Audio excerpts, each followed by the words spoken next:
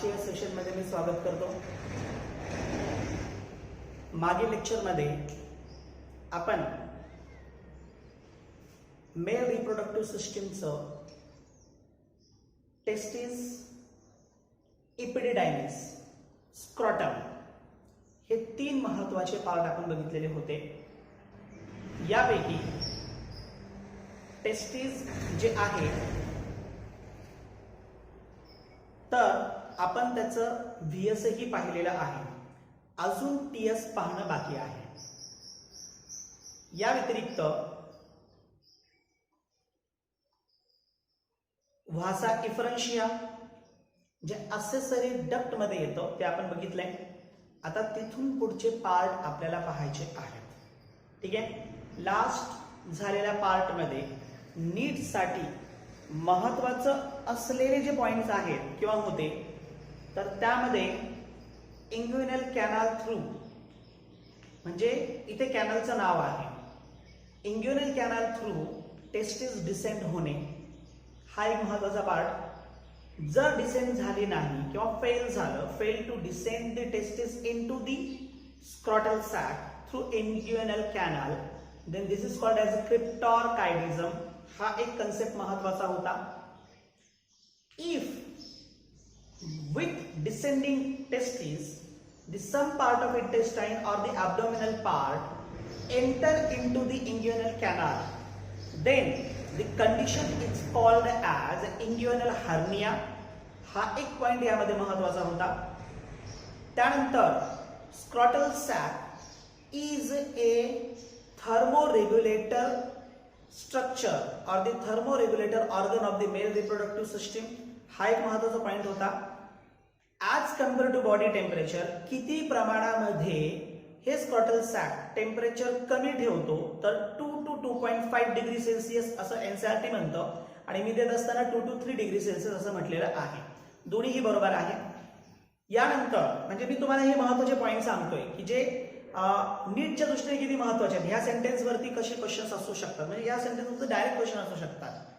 त्यानंतर टेस्टिस चे वरतीले 3 लेयर्स। एका विद्यार्थ्याने काल मला प्रश्न केलेला होता की आपण टेस्टिसच्या लेयरला डार्टस मसल म्हणू शकत की नाही। एनसीईआरटीने डेन्स लेयर म्हटलेला आहे, याचा अर्थ असं नाहीये की it is a dartos muscle. ठीक आहे, हा तुमचं स्क्रॉटल सॅक जो आहे त्याचं इनर पार्ट किंवा इनर वॉल हा स्पेशलाइज्ड मसल पासून तयार झालेला आहे, that is called as dartos muscles. परंतु आपण टेस्टिसच्या कव्हरिंगला डार्टस मसल्स म्हणू शकत नाही, कारण तिथे मस्क्युलर लेयर नाहीये। हा फायब्रस लेयर आहे पण मस्क्युलर लेयर नाहीये। ते 3 लेयर त्यापैकी कोणत्याही एका लेयरवरती प्रश्न विचारला जाऊ शकतो। त्याच्यानंतर पुढे इंटरनल कंपार्टमेंट्स आहे टेस्टिसचे। एनसीईआरटीने इंटरनल कंपार्टमेंट 250 कंपार्टमेंट्स दिलेत, दॅट इज बी कॉल्ड लोब्युल्स। त्यांना आपण टेस्टिक्युलर लोब्युल्स म्हणतो। ते 250 असतील आणि काही बुक्स मध्ये 300 to 400 कंपार्टमेंट्स दिलेले आहेत। एनसीईआरटी फॉलो करत असताना मग 250च लिहावे लागेल, कारण त्याच्या कंपेअर मध्ये मग पुढे एक प्रश्न विचारलेला होता AIPMTला। त्यामध्ये असं विचारलं होतं त्यांनी की how many seminiferous tubules are present inside the testis. एका टेस्टिस मध्ये सेमिनिफेरस ट्यूब्युल्स किती प्रेझेंट असतात। मग याचं कॅल्क्युलेशन आपण on the basis of lobule करू शकतो। एका लोब्युल मध्ये 1 ते 3 असं एनसीईआरटी म्हणतोय की 1 ते 3 सेमिनिफेरस ट्यूब्युल्स असतात। जर आपण 3 सेमिनिफेरस ट्यूब्युल्स पकडलेत आणि लोब्युल 250 पकडलेत तर टोटल 750 होतात, आणि ऑप्शन मध्ये त्यांनी 750 दिलेला होता। त्याच्यामुळे तुम्हाला इथे कन्फ्युजन नको म्हणून हेही ध्यानात ठेवा की total 750 seminiferous tubules present inside a testis. एका टेस्टिस मध्ये 750 सेमिनिफेरस ट्यूब्युल्स प्रेझेंट असतात। आपण हे कॅल्क्युलेशन बेस्ड गेलो। अदर बुकचं जर आपण रेफरन्स घेतलं तर कॅल्क्युलेशन थोडंसं जास्त जातं। मग मे बी तुम्हाला रेंज दिली जाऊ शकते 750 to 900 अशी रेंज दिली जाऊ शकते। तर ही रेंज जर दिलेली असेल तर हेही बरोबर असेल, आणि फक्त सिंगल वर्ड किंवा सिंगल एक आकडा तुम्हाला दिलेला असेल 750चा तर तो तुम्हाला सिलेक्ट करायचा आहे। ठीक आहे, आणि जर समजा 750 नाही ऑप्शन मध्ये तर ऍव्हरेज व्हॅल्यू सिलेक्ट करायची आहे। मग ऍव्हरेज व्हॅल्यू मे बी 800 असू शकते, मे बी 850 असू शकते, ऍव्हरेज व्हॅल्यू असू शकते। मग ते तुम्ही सिलेक्ट करायचे आहे। तिन्ही गोष्टी मी तुम्हाला इथे क्लिअर केल्या। तर जे महत्त्वाचे पॉइंट्स होते कालच्या लेक्चर्सचे मी या ठिकाणी तुमच्या बरोबर डिस्कस केलेलं आहे. आणखी एक महत्वाचं होतं की इपिडिडायमिस हे महत्वाचं त्याचं फंक्शनिंग काय आहे. तर इपिडिडायमिसचं जे फंक्शनिंग आहे, the functioning of epididymis is an maturation of the sperm. ठीक आहे, before ejaculation sperm are present inside the epididymis. मग एपिडायमिस जर प्रेझेंट असेल तर एपिडायमिस त्याचं काम त्या ठिकाणी महत्वाचं काम करतो, दॅट इज अन मॅच्युरेशन. ठीक आहे, हे महत्वाच्या गोष्टी होत्या, कालचे याचे हायलाइट्स होते. आपण पुढे कंटिन्यू करूया आता. That is an next part of the male reproductive system, that is an accessory ducts. ठीक आहे, असेसरी डक्ट मध्ये मग वासा इफरन्शिया आपण कालच्या लेक्चर मध्ये क्लिअर केलेले आहे. ठीक आहे, आता पुढे वासा इफरन्शिया नंतर वासा डिफरन्शिया. वासा डिफरन्शिया. इफरन्शिया आणि डिफरन्शिया का म्हटलं जातं हे मी तुम्हाला काल क्लिअर केलं होतं. म्हणजे इफरन्शिया म्हणण्याचं कारण इनसाइड टेस्टिस आहे, डिफरन्शिया म्हणण्याचं कारण आउटसाइड टेस्टिस आहे. ठीक आहे, तर वासा डिफरन्शिया. वासा डिफरन्शिया इज अ लॉंग ट्यूब. एक प्रकारे एक ट्यूब आहे किंवा डक्ट म्हटलं तरी चालेल. इट इज अ डक्ट और it is a tube. Okay, it will rich to the or enter into the urethra with ejaculatory duct. It is enter into urethra with ejaculatory duct. Ejaculatory duct. आता इथे प्रश्न निर्माण होतो, what is ejaculation. मी कालच्या लेक्चरमध्ये इजॅक्युलेशनची definition तुम्हाला सांगितलेली होती. Ejaculation just release of the sperm. Okay, that is called as ejaculation. मग रिलीज ऑफ द स्पर्म म्हणजे नेमकं काय, तर युरेथ्रामध्ये स्पर्म सोडून देणे. The process is called as ejaculation. युरेथ्रामध्ये स्पर्म सोडून द्यायचा आहे ना, तर युरेथ्रामध्ये सोडण्यासाठी त्या ठिकाणी प्रेझेंट असेल जो डक्टचा पार्ट असेल किंवा त्या ट्यूबचा पार्ट असेल, तर that part is a ejaculatory duct. त्याला आपण इजॅक्युलेटरी डक्ट असं म्हणतो, कारण त्याच्या थ्रू स्पर्म काय केले जातात, इनसाइड युरेथ्रा ऍड केले जातात. See, this is an urinary bladder. Urinary ब्लॅडरच्या खाली हा युरेथ्रा आहे. ठीक आहे, आणि आता याच युरिनरी ब्लॅडर मध्ये इथून तुम्हाला युरेटर्स गेलेले दिसतील. आता या पद्धतीने दाखवण्याचं कारण आहे, या पद्धतीने दाखवण्याचं कारण आहे. त्याचं कारण असं की इजॅक्युलेटरी डक्ट जे आहे, it is coiled around the ureter and then enter into the urethra. ते काय होतं, युरेटरला कॉइल्ड होतं आणि मग नंतर युरेथ्रामध्ये एंटर होतं. म्हणून आजच्या स्ट्रक्चरमध्ये या पद्धतीने दाखवलेलं आहे. समजण्यासाठी आपल्याला मी सरळ सरळ एंट्री दाखवलेली तुम्हाला, पण आता इथं फक्त काय केलं मी, त्याला युरेटरच्या आतमधून घेतलं. ठीक आहे, आणि मग जिथे तो युरेथ्रामध्ये एंटर होणार आहे तर तो एरिया हा काय होतो, इजॅक्युलेटरी डक्ट मध्ये कन्वर्ट होतो.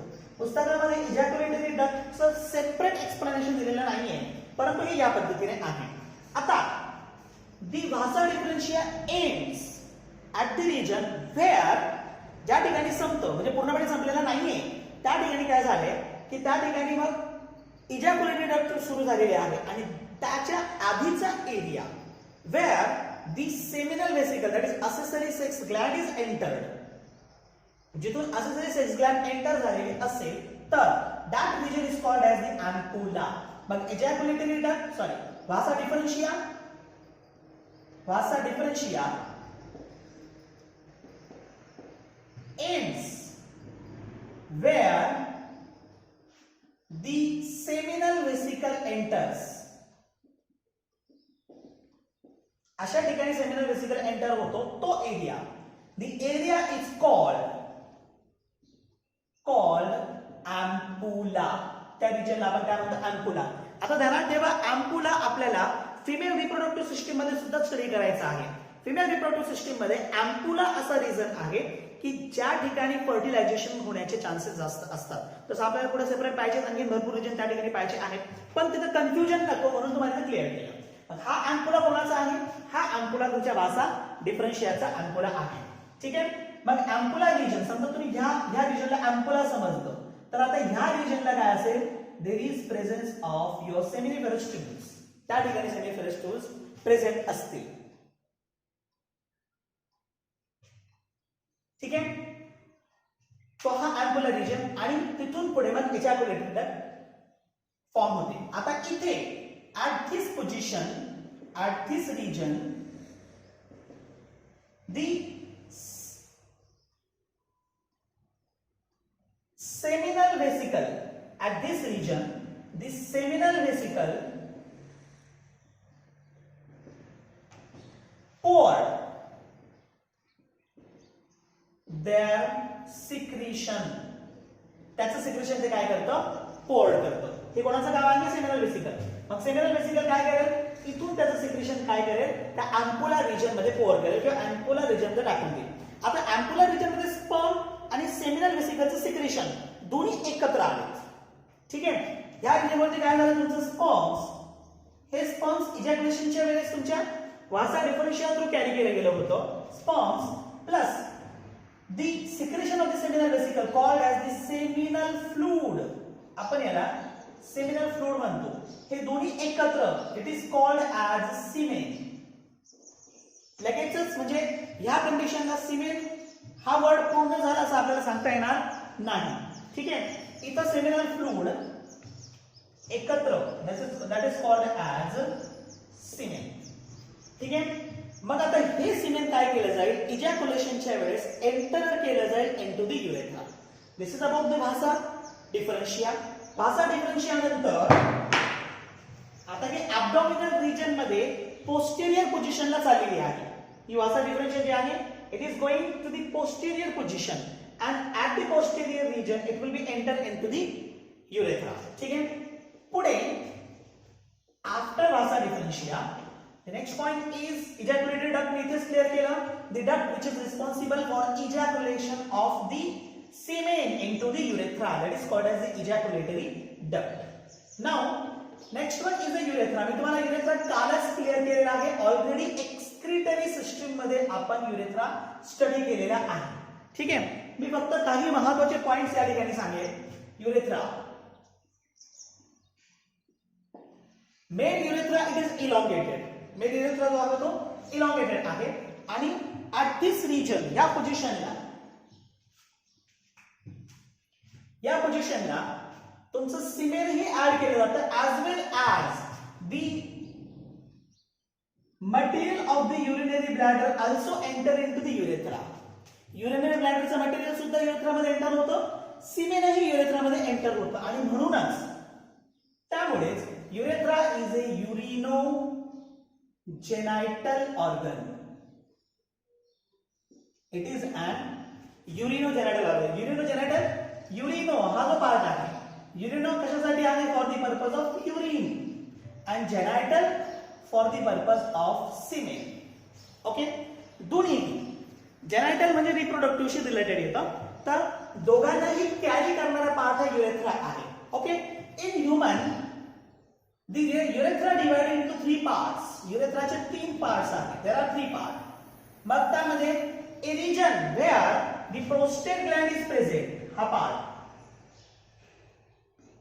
The region where prostate gland is present, so at that region presence of the urethra, that is called as prostatic urethra. Prostatic urethra.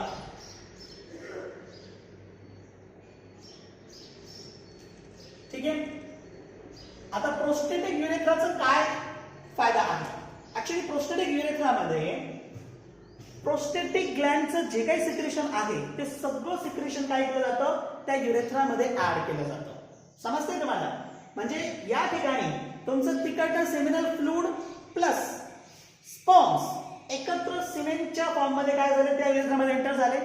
As well as हे जे प्रोस्टेटिक ग्लँड्स आहेत, या prostatic ग्लँड्सचं जे काही secretion आहे ते सुद्धा त्या ठिकाणी ऍड होईल. आता परत एकत्र झालं. मग इथं प्रोस्टेटिक सिक्रेशन ऍड झालं. ध्यानात ठेवा, सेमिनल फ्लूइड 60% पार्ट कन्सिस्ट करतं सिमेंटचं, तर प्रोस्टेटिक ग्लँड 30% पार्ट कन्सिस्ट करतं सिमेंटचं. क्लिअर? हा प्रॉब्लेम तुम्हाला इथे क्लिअर होत असेल. तर हा झाला तुमचा प्रोस्टेटिक युरेथ्रा. त्यानंतर सेकंड पार्ट जो आहे, the urethra which is free from any type of things where only abdominal membrane is present. ज्या ठिकाणी फक्त ॲब्डॉमिनल मेम्ब्रेन प्रेझेंट असतं. अँड फ्रॉम दॅट तो पार्ट पूर्ण झाल्यानंतर from that the penis will be starts. त्यानंतर तिथून पुढे काय होतं, पेनिसचा स्ट्रक्चर हा फॉर्म होतो इथे किंवा पेनिस वर प्रेझेंट असतो. मग हा जो मधला पार्ट असेल that part is called as membranous urethra. तो जो पार्ट असेल त्याला आपण काय म्हणतो, we called it membranous urethra.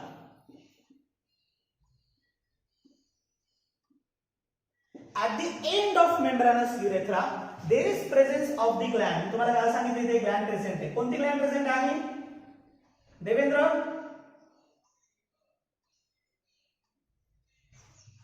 Which gland is present at the end of membranous urethra or the start of the penile urethra?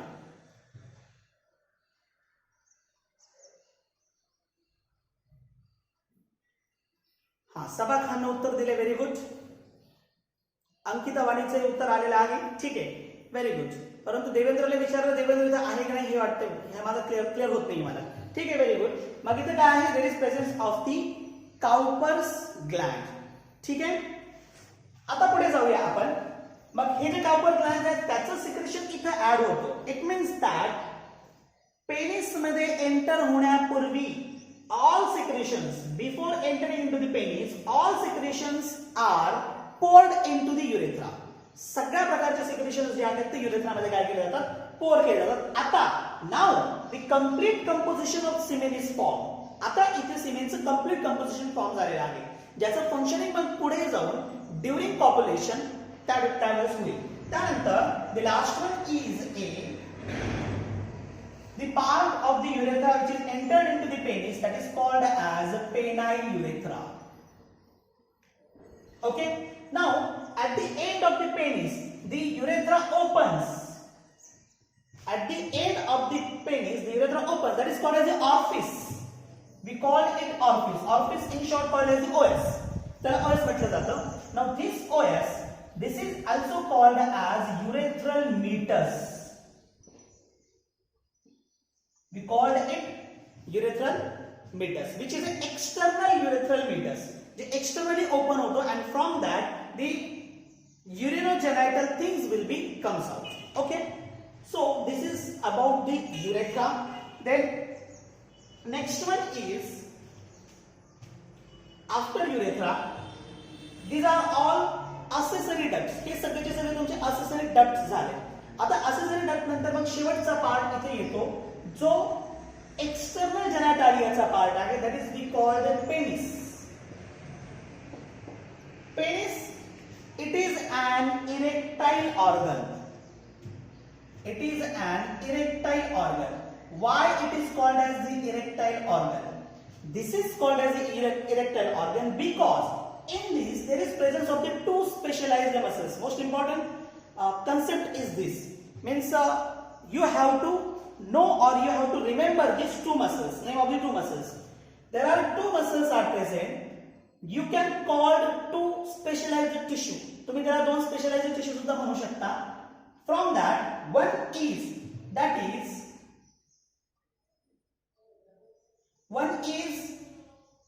corpus spongiosum.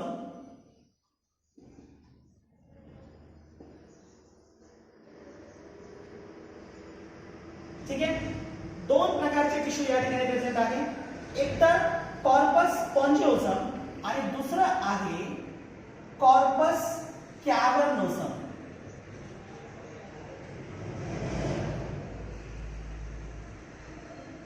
Corpus spongiosum and corpus cavernosum, both tissues provided by blood vessels. दोन्ही tissues ला blood vessels present असतात.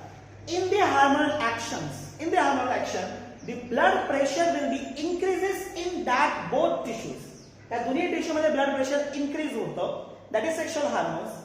Because of increasing blood pressure, the penis get erectile. Okay, so penis erection मधला महत्त्वाचं कारण हे दोन प्रकारचे tissues आहेत. यापैकी कॅव्हर्नोसम जे आहेत ते लॅटरल साइडला प्रेझेंट असतात. If you get section of the penis, जर तुम्ही पेनिसचं सेक्शन घेतलं तर दोन लॅटरल तुम्हाला इथं कॉर्पस कॅव्हर्नोसम भेटतील आणि सर्वात खाली या ठिकाणी तुम्हाला कॉर्पस स्पॉन्जिओसम भेटेल. सगळ्यांमध्ये इथे आर्टरीज प्रेझेंट आहे. या व्यतिरिक्त कॅव्हर्नोसमच्या मध्ये युरेथ्रल एंट्री आहे, युरेथ्रल त्यामध्ये प्रेझेंट असतं. मग हे जे टिश्यूज आहेत हे tissues penis erection during sexual intercourse as well as sexual maturity erection करण्याचं काम करेल. Because of it is erectile nature, because of its erectile nature it is responsible for the copulation or it is useful for the purpose of copulation. Hence, penis is also called as a copulatory organ. Penis is also called as a copulatory organ. So, in fertilization, the first step is copulation. Fertilization मध्ये पहिला step copulation आहे. Copulation means what? That is release of semen into the female genital tract. That process is called as a copulation, and the penis is useful for that purpose. Okay. Now, next condition is there. Here, various structures are present. The large part of the penis or the end part of the penis. AIPMT मध्ये विचारलेला प्रश्न आहे. The end part of the penis, which is larger one, that is called as gland penis. That is called as gland penis. The gland penis at the end covered by the specific layer.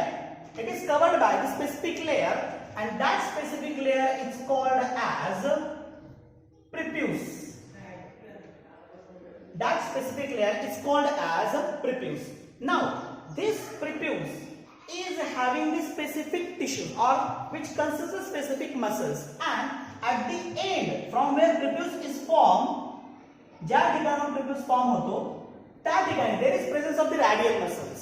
त्या ठिकाणी radial muscles आहेत which do not having any type of blood vessels. त्या ठिकाणी कोणत्याही प्रकारचं blood vessel present नाही. We can remove this prepuce. We can remove. So if there is an surgical removal of prepuce, नीट मध्ये विचारलेला प्रश्न आहे, तर there is an surgical removal of the prepuce. If surgically removes, if prepuce surgically removed, then this is called as circumcision. Circumcision. This is called as circumcision. Circumcision हा word AIIMS च्या याच्यामध्ये paper मध्ये question विचारलेला आहे circumcision वरती. ठीक आहे, मी या ठिकाणी प्रत्येक पॉइंट क्लिअर केलेले आहे तुमच्यासाठी. आता this is all about the penis. याच बरोबर जे काही मेल रिप्रोडक्टिव्ह सिस्टीमचे महत्त्वाचे पार्ट्स आहेत ते आपण या ठिकाणी पूर्ण केले, ज्यामध्ये एक्सटर्नल जेनायटालिया, इंटरनल जेनायटालिया, दोन्हीही जेनायटालिया आपण याबरोबर पूर्ण केलेले आहेत. आता लास्ट पार्ट याच्यामध्ये बाकी राहिलेला आहे, that is an T S of testis. आपण ते पाहूया.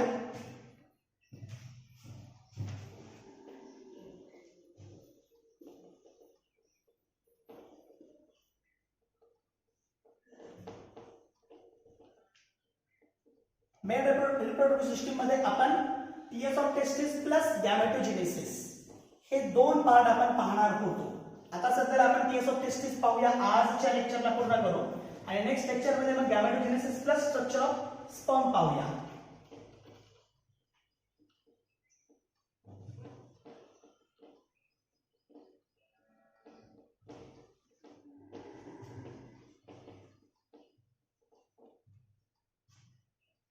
इथपर्यंतचा पार्ट समजलाय तुम्हाला?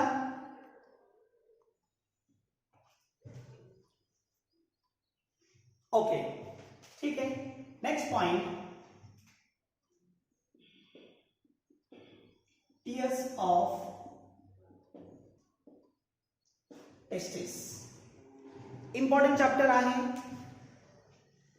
तुमच्यासाठी, तुमच्या स्वतःसाठी हा महत्वाचा चॅप्टर आहे, आणि मेल आणि फिमेल दोन्हीही प्रकारामध्ये महत्वाचा आहे. म्हणजे इन्फॉर्मेशन ही महत्वाची आहे पूर्णपणे. ठीक आहे, मग याला इन्फॉर्मेटिव्ह बेस्ड समजून घ्या चांगल्या पद्धतीने. तसं ह्या चॅप्टर मध्ये क्वेश्चन्स कमी विचारले जातात, पण याच्याशी रिलेटेड जे रिप्रोडक्टिव्ह हेल्थ आहे, जे करंट इश्यू मध्ये येतो, तर तो जो पार्ट आहे तो जास्त महत्वाचा आहे आणि त्याच्यावरती जास्त प्रश्न विचारले जातात. पण याच्यातल्या प्रत्येक गोष्टी मी हायलाइट करतोय त्या स्टेटमेंटला, ज्या स्टेटमेंटवरती प्रश्न विचारले जातात ते हायलाइटेड स्टेटमेंट जे आहे ते तुम्हाला ध्यानात ठेवायचे आहेत. ठीक आहे, आपण पुढे जाऊया आता टीएस ऑफ टेस्टिस कडे. आपण याच्या आधी जो पॉइंट बघितलेला होता तो व्हीएस ऑफ टेस्टिस होता, म्हणजे vertical section of the testis होतं. आता transfer section of the testis. ठीक आहे, transfer section of the testis it shows, त्याच्यामध्ये काय आहे, it shows the structural and functional unit of testis. What is the structural and functional unit of testis? कोण सांगू शकता? Structural and functional unit of testis. What is structural and functional unit of testis? Lobules. Jadhav म्हणतोय lobules. Shantanu पण lobules म्हणतोय. अच्छा, कल्पेश पण lobules म्हणतोय. पूजा पण lobules म्हणते. गौतम हा टेस्टिकुलर lobule म्हणतोय. ओके, प्रसाद बिरे पण lobules म्हणतोय. It is a structural and functional unit of the testis. याचा अर्थ कालचं लेक्चर चांगल्या पद्धतीने ऐकलेलं नाही किंवा कोपऱ्यात कुठेतरी लिहून घेतलेलं नाही. कधी कधी काय असतं, काही गोष्टी बोलता बोलता म्हणजे शिकवताना मध्ये देत असतो आणि तुम्ही त्याला पुढे देत नाही. ठीक आहे, बऱ्याच जणांना आठवत नाहीये. Produce mail gamete, Boravke Chaitali म्हणते, पण कोणता तो पार्ट आहे जो मेल गॅमेट प्रोड्यूस करतो? Lobules not produces the male gamete. खरं तर टेस्टिसचं काम मेल गॅमेट प्रोडक्शन आहे, पण त्याच्यामध्ये हे महत्वाचं पार्ट ज्याला आपण फंक्शनल युनिट म्हणतो. हा, श्रुती शिंदेने बरोबर उत्तर दिलेलं आहे. Very good. That is an seminiferous tubule. ठीक आहे, seminiferous tubule is a structural and functional unit of testis. Seminiferous tubules. About 750 seminiferous tubules present in a testis. एका टेस्टिस मध्ये 750 seminiferous tubules प्रेझेंट असतात. कसे की तुम्हाला मी ऑलरेडी सांगितलेले आहे की लोब्यूल आहे, अबाउट 250 लोब्यूल्स आहेत. ठीक आहे, मग हे 250 लोब्यूल्स आपण कॅल्क्युलेशन केलं तर 1 ते 3 आणि मग शेवटचा आकडा आपण त्याच्यात येतात 3. मग 250 मल्टिप्लाय केले आपण 3 ना तर 750 भेटतील. तर about 750 seminiferous tubules are present. These seminiferous tubules are the structural as well as functional unit of the testis. Why? Because it's having important function, that is gametogenesis, that is formation of the male gamete. हे महत्त्वाचं function seminiferous tubules आहे. तुम्ही structure काढल्यानंतर सर्वात internal layer कोणता आहे टेस्टिसचा? What is the internal layer of the testis? कोकणे सायली.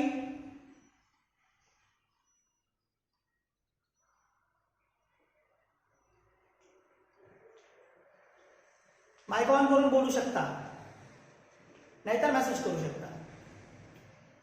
सर्वात इनरमोस्ट लेअर टेस्टिसचा कोणता आहे?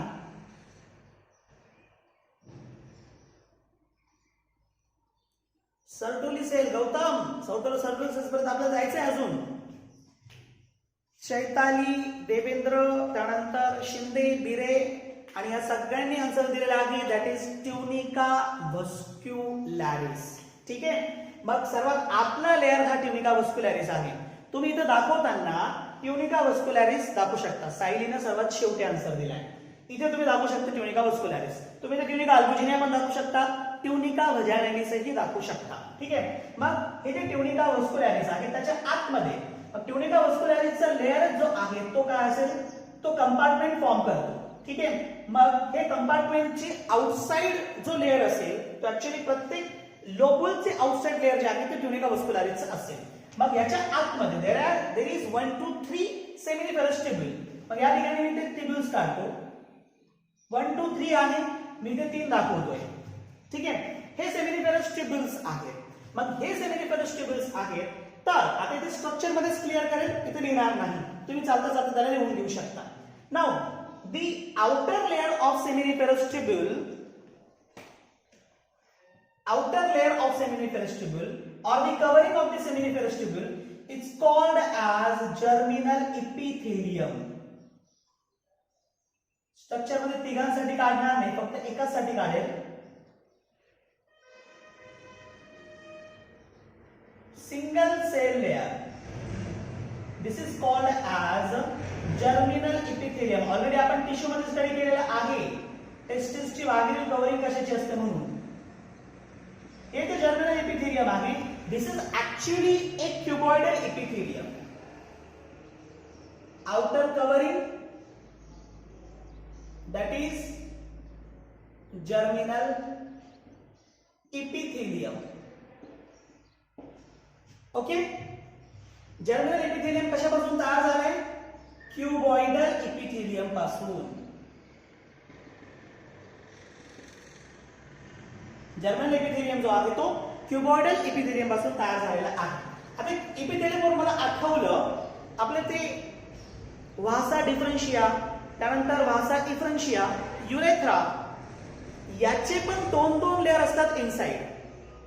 त्याच्यातला एक लेअर आउटसाइड असतो, एक लेअर इनसाइड असतो. कुठेतरी लिहून ठेवा त्याला.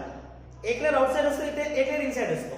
मग आउटसाइड लेअर म्हणजे बाहेरच्या दिशेने येणारा तो मस्क्युलर असतो, which having the circular muscles.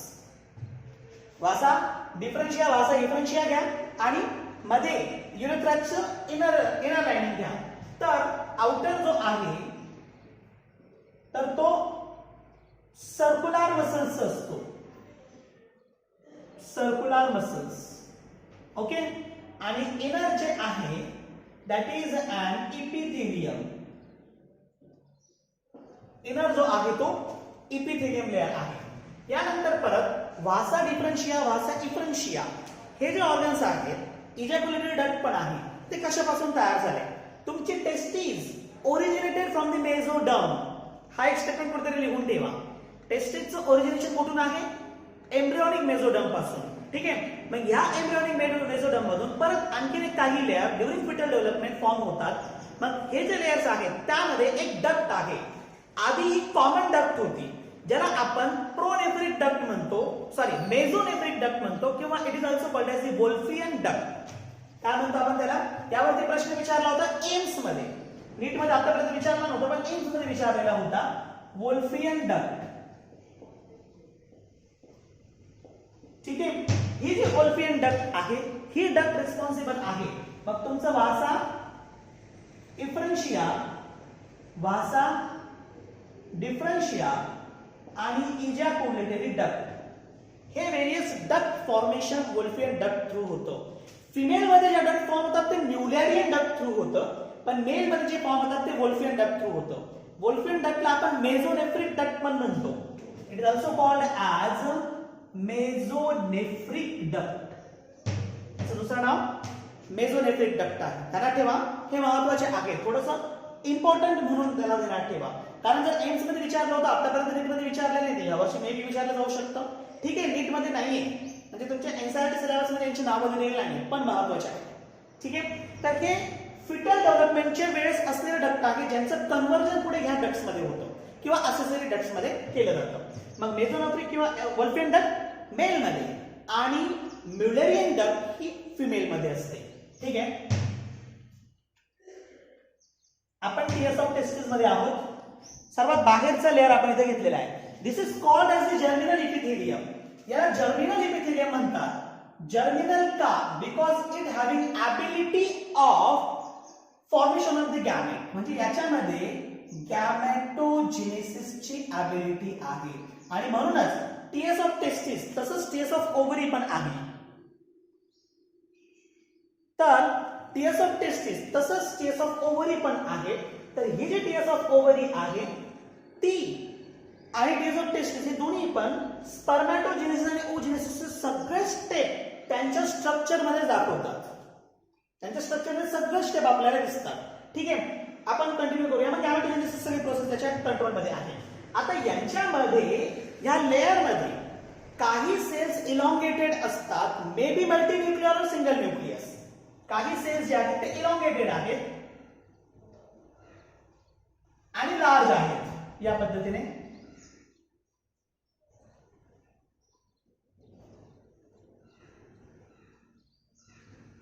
some cells are elongated as well as large. ठीक आहे, तर हे जे इलॉंगेटेड सेल्स असतील किंवा लार्ज सेल्स असतील तर त्याच्यामध्ये सिंगल न्यूक्लियस किंवा एकापेक्षा जास्त न्यूक्लियस असू शकतात. आणि जेव्हा एकापेक्षा जास्त न्यूक्लियस एखाद्या सेलमध्ये असेल तर तो काय फंक्शनिंग करत असेल? याच्या आधी मी तुम्हाला सांगितलेलं आहे म्हणजे स्पेसिफिक याच्यासाठी नाही पण अदर स्ट्रक्चर्स मध्ये सांगितलेलं आहे. कोण सांगेल? मोहाडकर. Very good. बिरेनं आणि मेंगरनं उत्तर पाठवलेलं आहे. तर जगतापने पण सांगितलंय. तर न्यूट्रिशन हे महत्वाचं काम, नरिशमेंट हे महत्वाचं काम सेम इथे आहे. मग आता हा जो जर्मिनल एपिथेलियम जो स्पर्मॅटोजेनेसिस प्रोसेस करतोय ना, तर जर्मिनल एपिथेलियम पासून इथं स्पर्मॅटोगोनिया फॉर्म होतील. ठीक आहे. हे स्पर्मॅटोजेनेसिस मध्ये मल्टिप्लिकेशन नंतर स्पर्मॅटोगोनिया फॉर्म होतात, म्हणजे त्या स्टेप मध्येच येतं. ठीक आहे. स्पर्मॅटोगोनियाचं जन्म प्रायमरी स्पर्मॅटोसाइट मध्ये होतं. इथं मग नेक्स्ट स्टेपला तुमचे प्रायमरी स्पर्मॅटोसाइट्स ग्रो होतील. मग नेक्स्ट स्टेपला दाखवत होते त्यांना आपण सेकंडरी स्पर्मॅटोसाइट्स म्हणतो. These are the secondary spermatocytes. आता या सेकंडरी स्पर्मॅटोसाइट्स पासून मेयोसिस नंतर काय होईल? इथं after meiosis there is formation of, Saba Khan म्हणते की ब्लर दिसतंय. ठीक आहे, थोडंसं नेटवर्क पाहून घे. हे जे आहे काय होतं? हे सेकंडरी स्पर्मॅटोसाइट. इथे तुम्हाला टीएस ऑफ टेस्टिस मध्ये हे सगळ्यांची नावं ध्यानात ठेवणं गरजेचं नाहीये किंवा त्याच पद्धतीने अरेंज करणं महत्वाचं नाहीये. ठीक आहे, परंतु हे सगळे स्टेप कशी दाखवते हे दाखवणं गरजेचं आहे. म्हणजे याचा अर्थ सर्वच आलं. आता इथे सेकंडरी स्पर्मॅटोसाइट आले तुमचे, हे सगळे स्टेप मध्ये आहे. गॅमेटोजेनेसिस झाल्यानंतर तुम्हाला सगळं क्लिअर होऊन जाईल. मग यांच्यापासून मेयोसिस सेकंड झाल्यानंतर स्पर्म्स फॉर्म होतात, ज्यांना आपण स्पर्मॅटोझोआ म्हणतो. हे स्पर्मॅटोझोआ इथे आतमध्ये आहेत.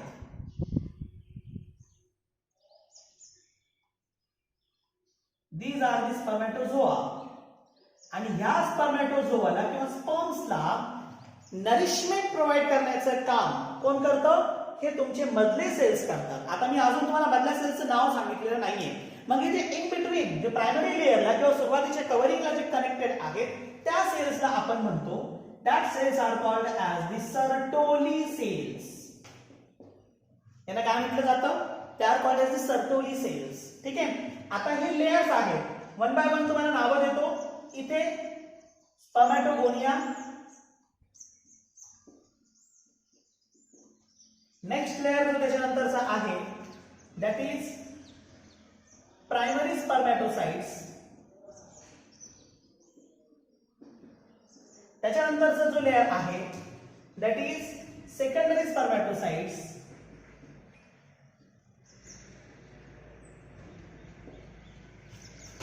ठीक आहे.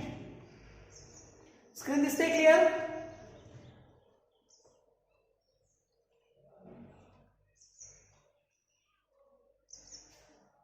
ओके, दिसते. ठीक आहे, थँक्यू. हा सेकंडरी स्पर्मॅटोसाइट आहे. त्याच्यानंतर इनसाइड त्याच्या आतमध्ये जे तुम्ही पाहताय मी ते ब्लू कलर दाखवले, that is spermatozoa. Spermatozoa are also called as sperms. ठीक आहे. हे सगळे पार्ट झाले तुमच्या सेमिनिफेरस ट्यूब्यूल मध्ये.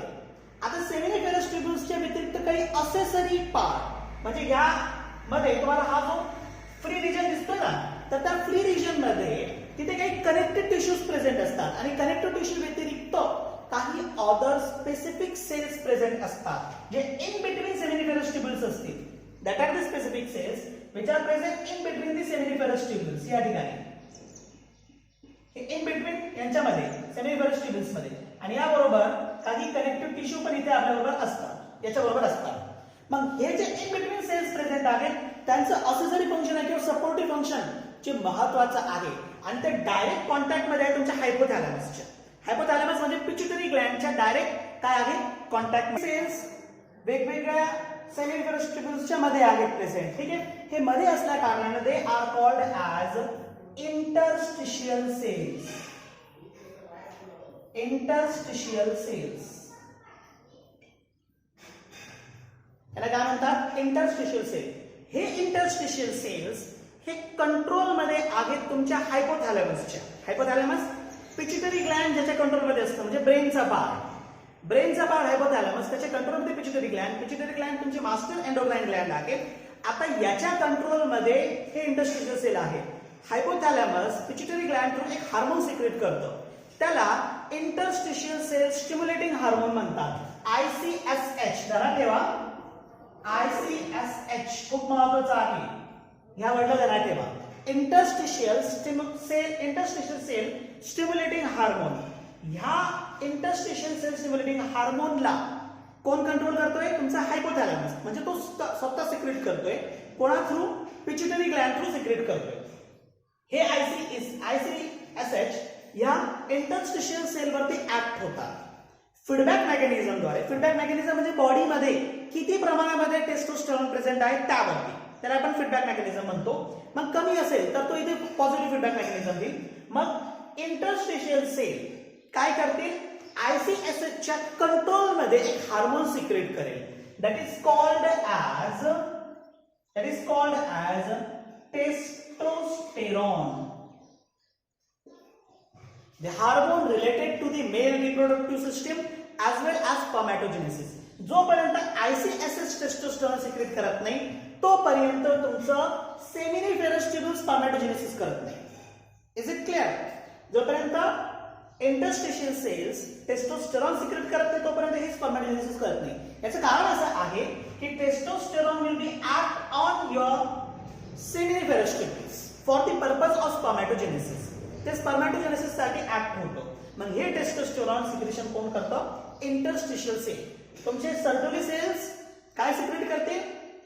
नरिशमेंट करतील. आणि इंटरस्टिशियल सेल्स जे आहेत ते काय करतील? टेस्टोस्टेरॉन सिक्रेट करतील. ठीक आहे. So this is about the T S of testis. या टीएस ऑफ टेस्टिसशी रिलेटेड जे काही होतं ते सगळं मी तुम्हाला या ठिकाणी क्लिअर केलेलं आहे. आता जर या विषयाचे प्रॉब्लेम असेल तर तुम्ही मला बोलू शकता. म्हणजे या टीएस ऑफ टेस्टिस बरोबर आपलं मेल रिप्रोडक्टिव्ह सिस्टीम पूर्णपणे फिनिश झालेली आहे. आता काही प्रॉब्लेम असेल तर तुम्ही मला बोला. जर कोणत्या प्रकारचे प्रॉब्लेम नसतील तर आपण इथे थांबूया. हा समजलं इथपर्यंत?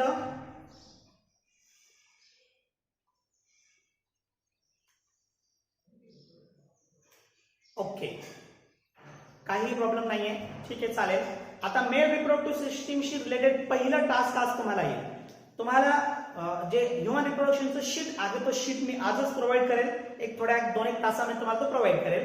आणि टास्क 1 जो त्याच्याशी रिलेटेड आहे तो टास्क 1 तुम्हाला मी ट्रान्सफर करेल. ठीक आहे. या ठिकाणी मग आपण आता थांबूया.